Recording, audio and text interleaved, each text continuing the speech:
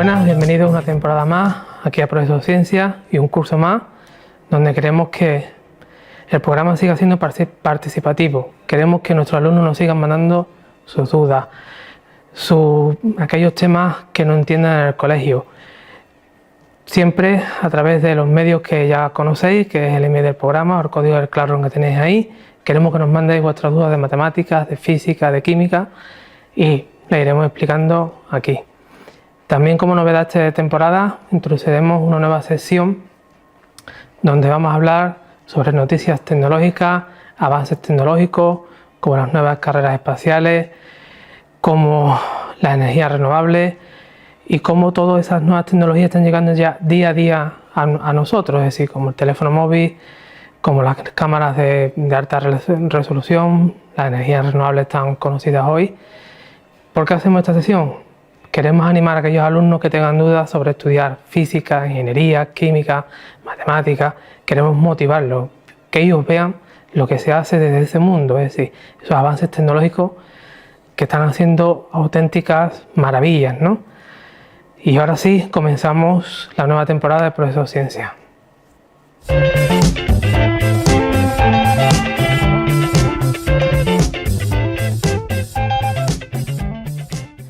Ahora sí empezamos la nueva temporada de Profesor Ciencia, empezamos como no con matemáticas. He querido escoger, porque no ha llegado todavía duda, he querido escoger lo que al principio de curso se da en distintos cursos, ¿vale? Es decir, una operación combinada y una operación combinada con fracciones. Esto más o menos se da segundo, tercero de la ESO y he cogido un ejemplo de logaritmos que suelen dar cuarto, primero de bachillerato. Entonces, vamos a empezar con nuestros tres. Voy a intentar que este curso también intentar no solamente resolver un solo problema o un solo tipo, sino que den más cabida a más dudas en la misma sección de matemáticas. Entonces vamos a intentar resolver estos tres tipos de ejercicios para distintos niveles. El primero, antes de hacerlo, os recuerdo, tenemos una operación combinada, primero corchetes y paréntesis y luego multiplicaciones y divisiones, por último las sumas y restas. En este caso tengo aquí estos paréntesis que había primero que resolverlo. 5 y aquí, aunque no haya nada, siempre lleva confusión, está multiplicando, pero antes tengo que hacer paréntesis. En este caso sería menos 3 más 7, 4. Más 4 por, y esta división, 8 entre 2, 4. Menos, y este paréntesis de aquí me va a quedar, si yo no me equivoco, me va a quedar 2. Entonces ahora procedemos a hacer las multiplicaciones antes de hacer cualquier suma ni resta, ¿vale? Sería 5 por 4, 20, más 16, menos 2. Sería 20 más 16, 36, menos 2, si yo no me equivoco mal, nos quedaría un total de 34. Y este sería el resultado, ¿vale? Os voy a repetir. Primero hacemos corchete, paréntesis. Cuidado, si dentro de un corchete o un paréntesis tengo una multiplicación y división, la hago antes que hacer la suma, ¿vale?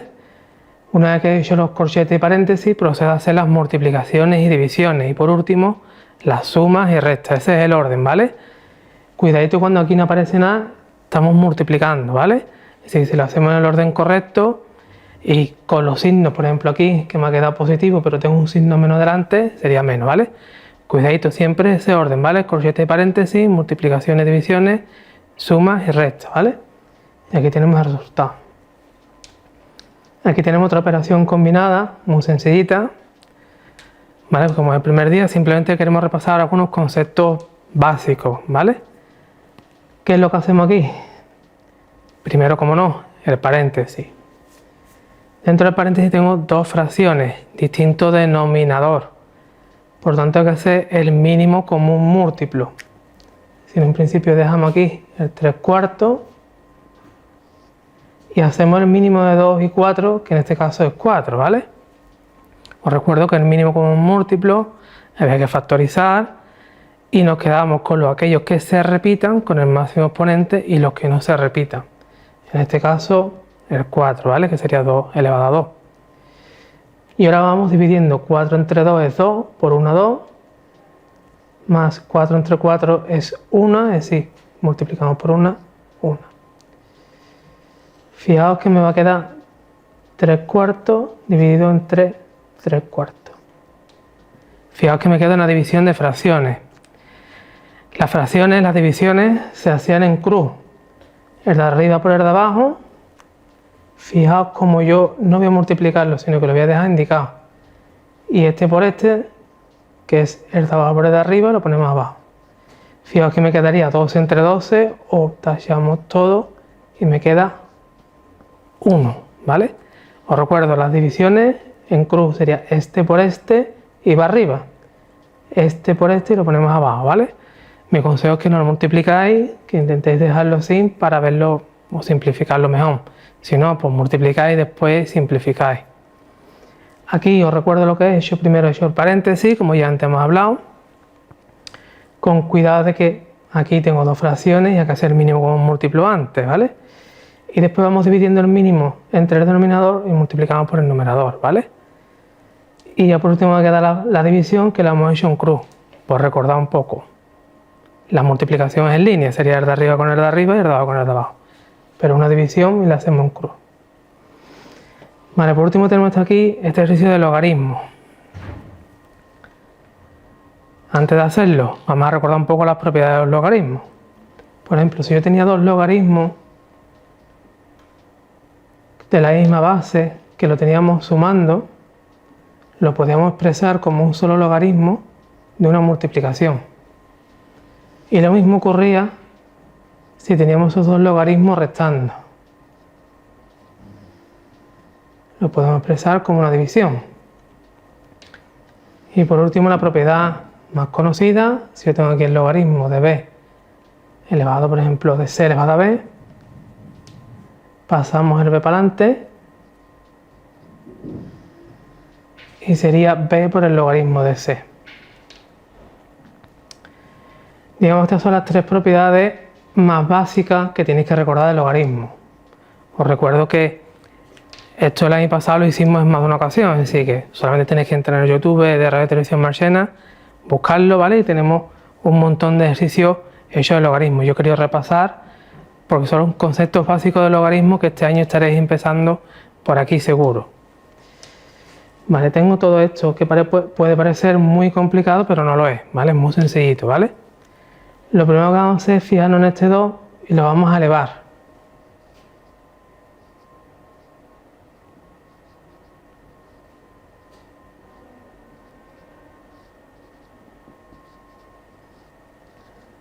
¿Vale?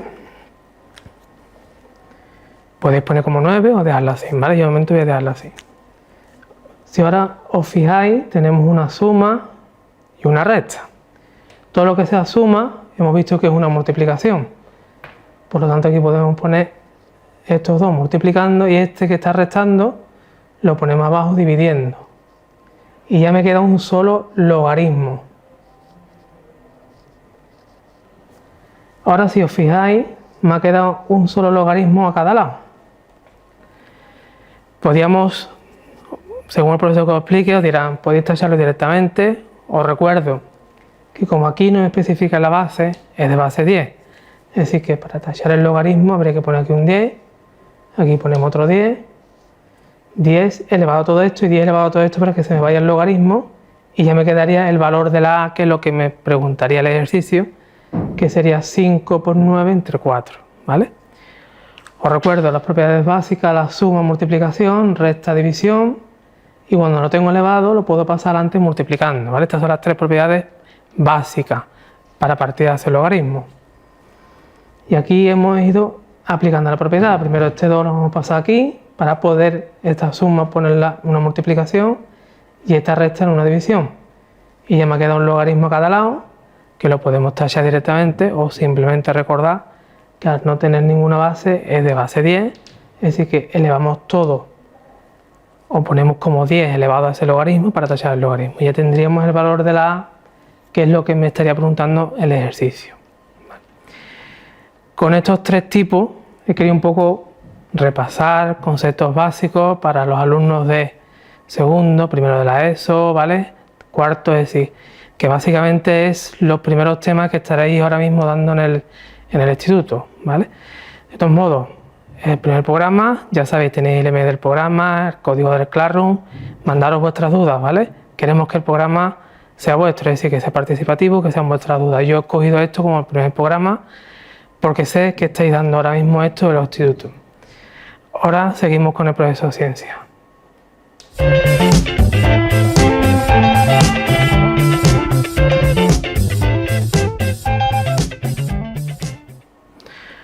Hoy en el nuevo programa, lo que hemos dicho antes, inauguramos una nueva sección. En este caso vamos a empezar con un tema que está un poco de actualidad, ¿vale? No vamos a entrar mucho en más detalle, simplemente vamos a explicar un poco la evolución que ha tenido la energía, qué es la energía, las fuentes de energía que hay en España y cómo en los últimos años las nuevas tecnologías han ido desplazando a las viejas tecnologías. Vuelvo a repetir, esta sesión la queremos inaugurar para motivar a los alumnos a que vean los avances tecnológicos, es decir, para que se animen a estudiar ingeniería, a estudiar física y no vean este mundo como un mundo aburrido, sino que lo vean como los avances tecnológicos son en las últimas décadas una auténtica maravilla. Hoy vamos a tocar un poco por encima el tema de la energía y en el siguiente programa sí que voy a entrar en detalle de la energía renovable y de esos cambios que están habiendo en las energías renovables. Mucha gente se pregunta, y ya estaréis hartos de escuchar la tele, el precio de la luz, ¿por qué es tan caro? Pues muy simple, en España, ahí tenéis el gráfico en pantalla, a 2020 la media de la energía que se usó en España, en torno al 40% siguen siendo energías no renovables. ¿Qué son las energías no renovables? Como ya sabéis, las energías no renovables son aquellas, sobre todo los alumnos más pequeños se lo saben de memoria, son aquellas que proceden de materias primas, es decir, como el petróleo, el gas. Son aquellas energías como el carbón, procede también del carbón, es decir, son aquellos que proceden de materias primas que mediante un proceso químico, que en este caso es la combustión, producen calor, ¿vale? Y ese calor se transforma en energía lumínica o energía o electricidad. Son las más caras y aparte con las emisiones de CO2 se disparan el precio. Y es porque España sigue dependiendo mucho de ese tipo de energía, es decir, y eso que a 2020 estamos hablando de un 40% de la energía que España consume, pero si nos vamos hace 10 años atrás estaríamos hablando de un 80% de la energía que España consumía era energía no renovable. Las energías no renovables, voy a repetir, son esas energías que utilizaban materias primas, siguen utilizando materias primas y contaminan mucho, ¿vale? Entonces, digamos que a lo largo de estos 10 años, es decir, de 2010 a 2020, ha habido una evolución tecnológica. Esa evolución tecnológica se llama energía renovable.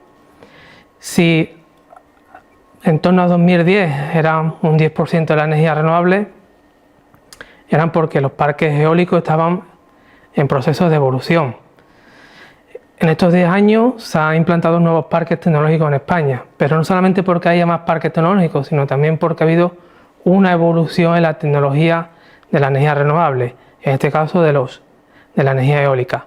En el próximo programa os explicaré esa evolución. La evolución no ha ido simplemente porque se hayan construido más parques eólicos, sino porque se han mejorado las palas de los molinillos eólicos, se hacen con otro tipo de materiales, hay nuevos inventos para aprovechar el viento eólico, es decir que la energía eólica ahora mismo es la puntera, es decir, ha pasado prácticamente del 40% en 2020, la mitad era energía eólica y era porque la evolución ha sido abismal. En el próximo programa os traeré aquí varias maquetas de cómo ha evolucionado un molinillo eólico a lo largo de estos 10 años. También, muy conocida, ¿no? Porque a todo el mundo nos llama por las placas solares de las casas.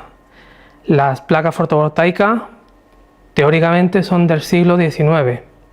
Fijaos, teóricamente, es decir, que han pasado casi más de 100 años, estamos en el siglo XXI, y ahora es cuando se están desarrollando y se están aprovechando al máximo esas placas fotovoltaicas, es decir, se ha innovado, es decir, las placas de silicio van a aprovechar en torno al 20-25% de la energía.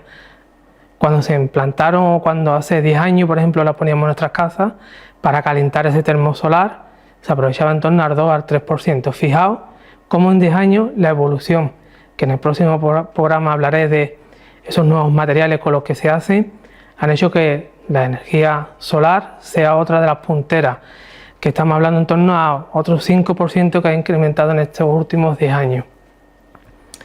Y después tenemos otro tipo de energía en España, que digamos que es la más estable y la más barata. También la que no nos gusta hablar, que es la energía nuclear. Es la que aporta un 20% a todo el sistema eléctrico español. Para que hagáis una idea, es la más barata, sí que es verdad que es la más peligrosa por los residuos nucleares, pero también en próximos programas me gustaría hablaros de esos nuevos reactores nucleares que están apareciendo en China, en Japón, donde ya no utilizan uranio, sino que utilizan otro tipo de materiales que no generan residuos nucleares que tardan miles y miles de años en desintegrarse. Pero la energía nuclear estará ahí, entonces ha pasado también de un 5% a un 10% y ahora es un 22%. ¿Y eso qué?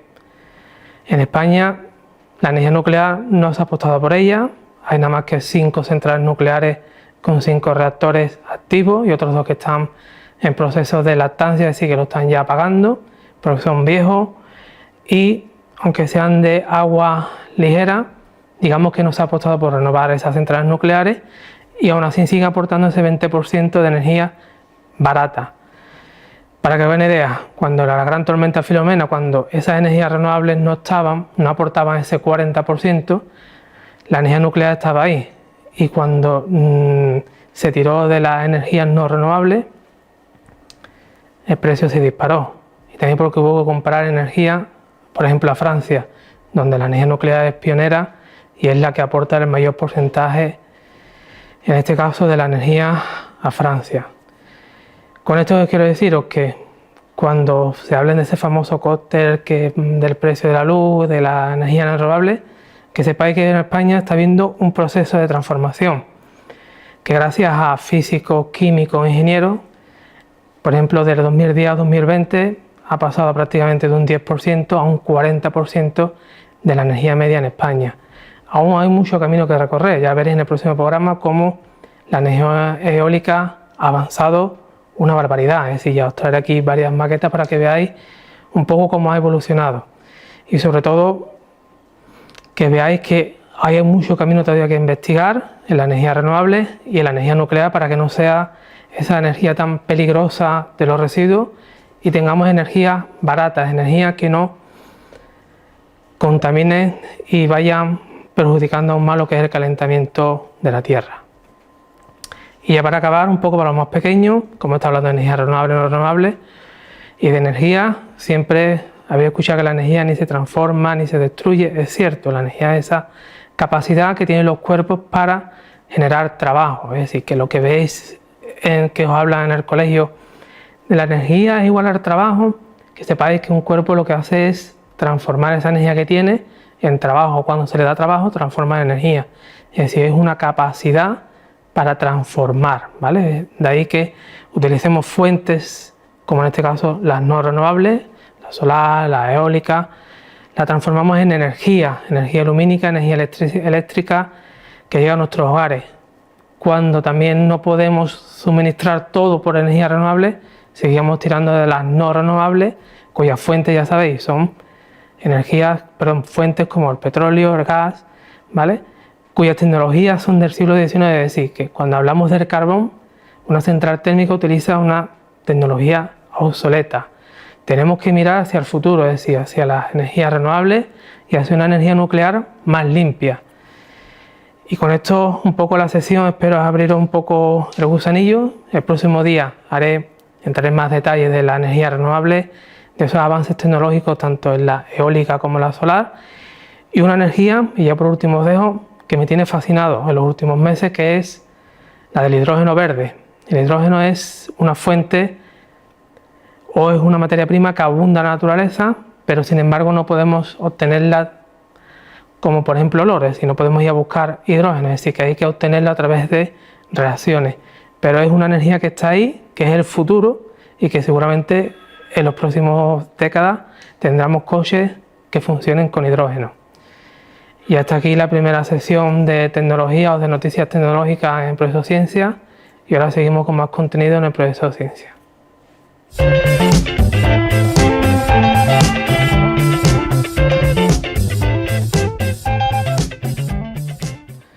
Ahora continuamos con voy a explicar un poquito cómo hemos estado hablando de la energía. También ahora mismo los alumnos tanto de cuarto como de primer bachillerato estarán ahora viendo, incluso los de segundo bachillerato de física, estaréis viendo las energías, o estaréis viendo el plano inclinado, es decir, estaréis viendo un poco lo que son las energías, las fuerzas, ¿vale? Entonces voy a coger un plano inclinado, que es lo más completo que hay, para explicar tanto para los de segundo como los de primero, como también los de cuarto, ¿vale? Vamos a explicar tanto lo que son los tipos de fuerzas que hay en un plano inclinado, o que un cuerpo sobre un plano inclinado tiene, y también voy a explicar los tipos de energía que hay en los distintos puntos de un plano inclinado y lo que significa esa variación de energía que puede haber de un punto a otro si hay fuerza de rozamiento, que como ya antes hemos dicho, un cuerpo o la energía es aquella que es capaz de transformar trabajo o que tiene la capacidad de transformarse en trabajo, ¿vale? Entonces, vamos a dibujar por ejemplo un plano inclinado muy sencillito. No voy a poner números, vamos a hablar siempre de letras, es decir, pero tiene aquí una inclinación que la vamos a llamar alfa, puede ser 30, 45, ¿vale? Si no tiene inclinación no es un plano inclinado, ¿vale? En este caso tiene inclinación y si fijamos aquí un cuerpo, ¿vale? Este cuerpo, naturalmente estamos en la Tierra, ¿qué va a tener? Peso. El peso siempre apunta hacia abajo, ¿vale? Nunca lo pongáis inclinado, siempre apunta hacia el centro de la Tierra, ¿vale? Luego hay otras fuerzas que siempre aparecen, que siempre os hablan de ellas, entonces desde tercero de la ESO, que es la fuerza normal. La fuerza normal no es más que la fuerza que cuando hay una fuerza que tira hacia abajo, en este caso el peso, o una fuerza con la que tiramos, automáticamente aparece una fuerza de reacción por la tercera ley de Newton, que en este caso se llama fuerza normal, que es, digamos, que es la fuerza que ejerce cualquier superficie sobre el objeto. En este caso, fijaos que la he puesto perpendicular a la superficie. Vale. Siempre en el plano inclinado hay que definir los ejes de movimiento. Los ejes de movimiento es el eje que es paralelo a la superficie del plano inclinado, que es el eje X, y este de aquí, que es el de la norma, que es el eje Y. Y ahora algunos diréis, ¿vale? Entonces el peso no está en el eje X ni en el eje Y. En matemáticas, ya en el pasado también lo vimos, la descomposición de vectores, o vimos con un vector podíamos descomponerlo tanto en el eje X como en el eje Y. Así que aquí tendremos entonces la PX, que la vamos a poner aquí. Importante, tanto si el cuerpo va para arriba o va hacia abajo, la PX apunta hacia el piquito del plano inclinado, ¿vale? Es importante, el peso es hacia abajo. ¿Vale? Voy a borrar esto de aquí para no liarnos.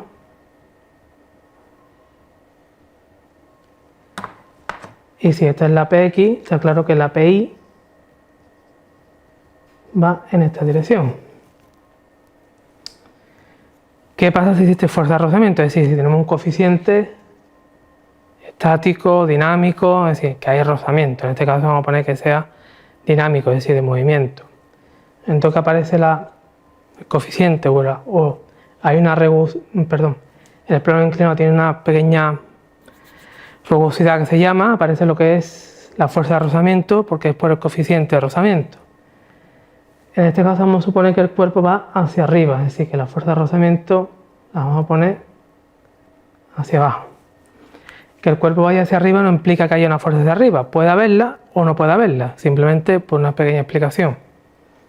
Puede ir hacia arriba porque le hemos dado un golpe hacia arriba, es decir, que empieza con una velocidad, que es el caso que quiero explicar, o simplemente porque desde abajo empezamos a estirar. Me interesa más el caso en el que hay una velocidad inicial para que haya energía cinética. Vale, este sería el esquema de fuerza para un cuerpo que empieza a moverse hacia arriba, ¿vale? Siempre que aparece fuerza, que hay desplazamiento, aparece lo que es la segunda ley de Newton.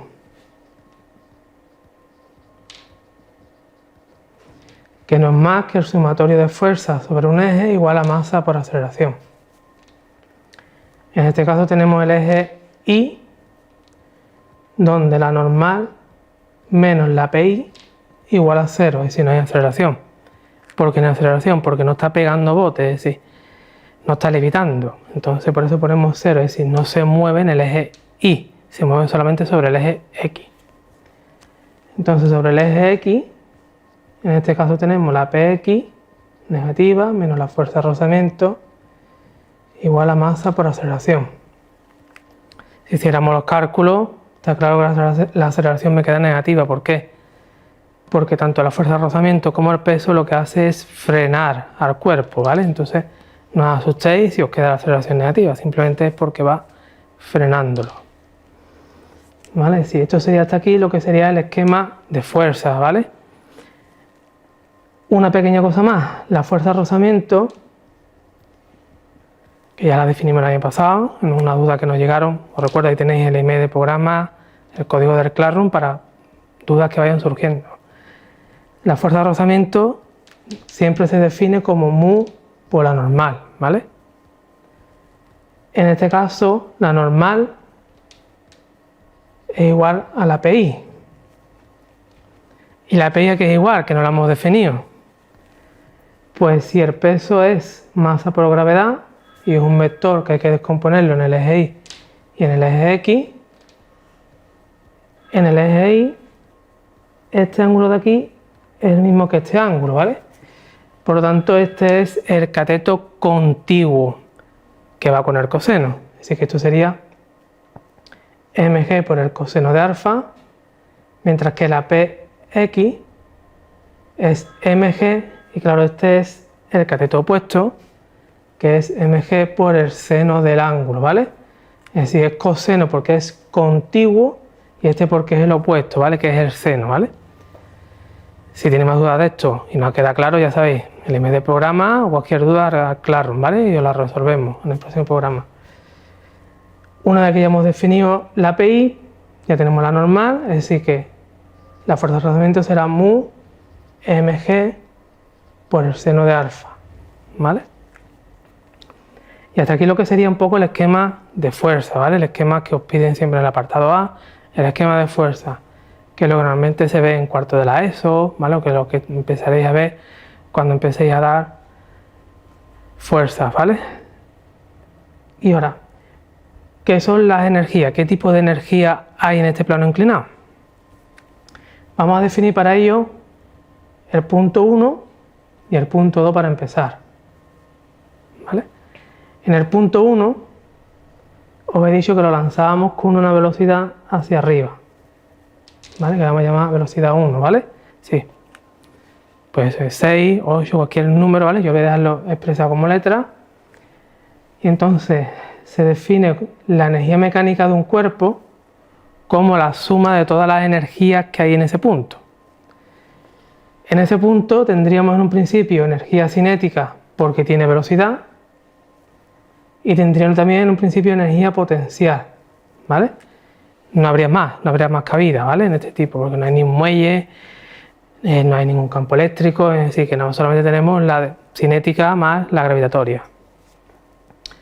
La potencial no hay porque si desde el principio está en el suelo y recordamos que la energía potencial es la masa por la gravedad por la altura, en este caso esto sería 0, ¿por qué? Porque no hay altura. Por tanto, solamente tendríamos energía cinética que la vamos a definir como un medio por la masa por la velocidad al cuadrado. Y esa sería la energía mecánica que tendríamos en el punto 1, es decir, tendríamos una más energía cinética. En el punto 2, la energía mecánica que tendríamos sería la energía cinética más la energía potencial. ¿Qué es lo que pasa? Cuando llega aquí, que se conoce como la altura máxima, como todo, cuando hacemos caída libre o cuando hacemos un tiro hacia arriba, no quiere decir caída libre, un tiro hacia arriba, cuando llega a la altura máxima, ¿vale? Cuando llega aquí se para y vuelve a caer, es decir que la velocidad aquí en el punto máximo es 0. Por lo tanto aquí no tengo energía cinética, sino que tengo energía potencial. ¿Veis como lo que hemos hablado en la sesión anterior? Es decir, que la energía se transforma en otra, es decir, pasamos de energía cinética a energía potencial. ¿Qué es lo que ocurre? Que, por ejemplo, si no hubiera rozamiento, es decir, si no hay rozamiento,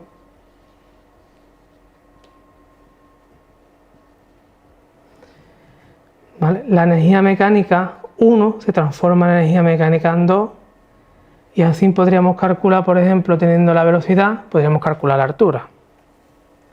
¿Qué es lo que ocurre? Que en la vida real hay rozamiento y aquí también hemos puesto que había rozamiento, ¿vale? Porque hemos dicho que había un coeficiente distinto de 0. Por lo tanto, cuando hay rozamiento,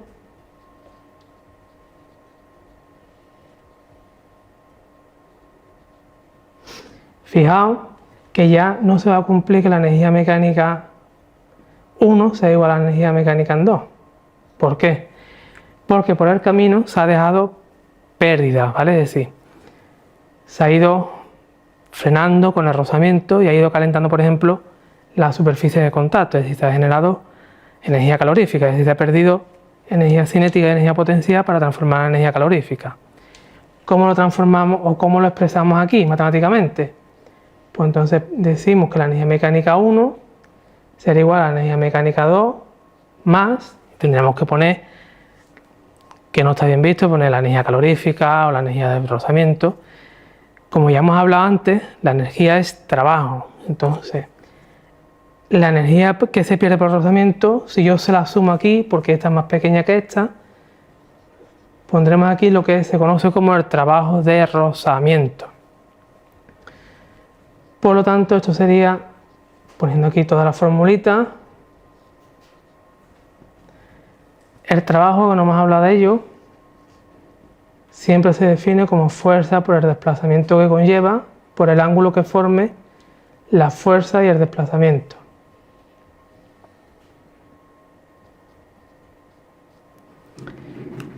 En este caso, el caso de la fuerza de rozamiento, el ángulo que forma es 180, ¿por qué? Porque el desplazamiento es hacia arriba, la fuerza de rozamiento hacia abajo, es decir, un ángulo 180 de que sea negativo, ¿vale? Es decir que,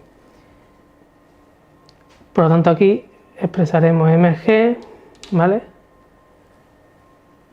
Por el seno del ángulo, recuerdo que todo esto es la PI, que es la normal, ¿vale?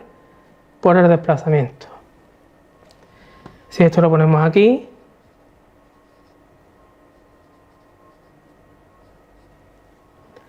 ¿vale?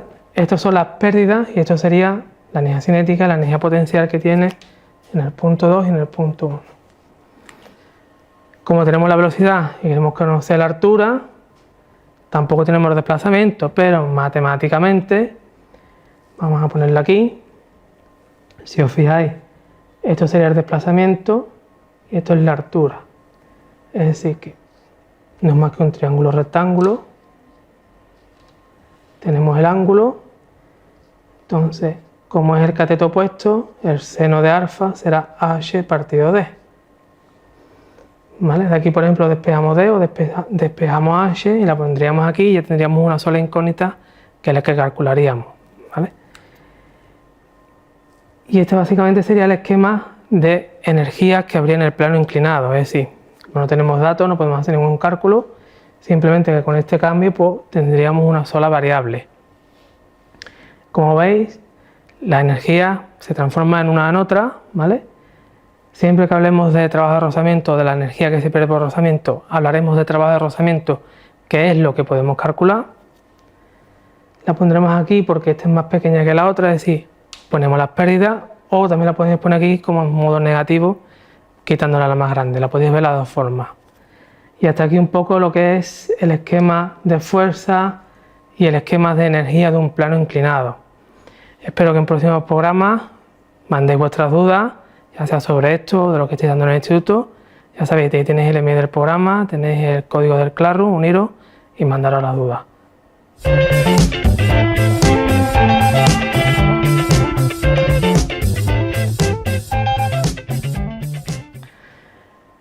Hasta aquí el programa de hoy, de la nueva temporada, del nuevo curso, donde hemos abierto una nueva sesión. Espero que os haya gustado, aunque haya sido un poco más light.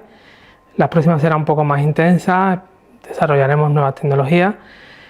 Si algún alumno o algún padre tiene alguna inquietud sobre algún avance tecnológico o algún tema tecnológico que queráis que se desarrolle, ya sabéis, tenéis el email del programa, tenéis el código del Classroom, o nos lo hacéis llegar y lo explicaremos.